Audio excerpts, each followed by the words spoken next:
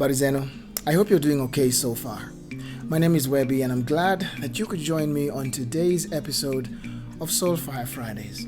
Well, since I have you for a moment, I'd like to ask you this question. Have you been feeling overwhelmed lately? Do you find yourself feeling tired of everything? I mean, there's so much going on. First, we're still in a pandemic. We can go out for drinks and whatnot, but that's still going on.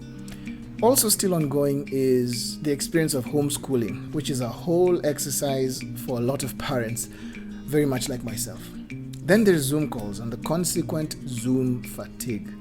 But then there's also the stuff that's happening in the country and the endless show that is everyday life experiences.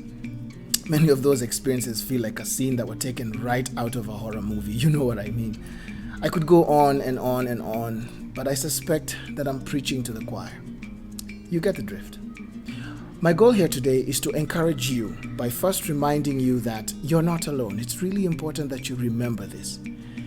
It might feel like you're alone, but that feeling isn't a fact. Second, that there's a place to process your thoughts, fears, worries, anxieties, and feelings of being overwhelmed.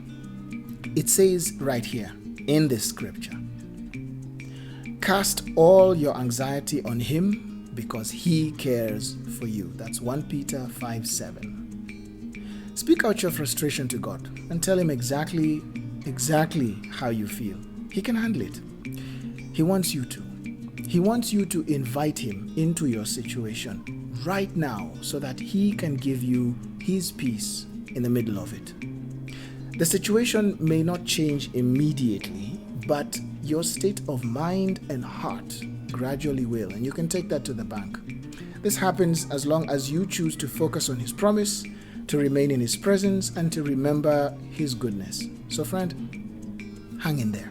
The story isn't over, and like I'm sure you've heard before, don't put a full stop where there's a comma.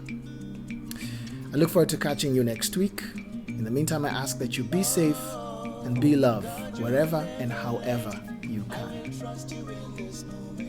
Even if you make me wait, yeah, God, you will never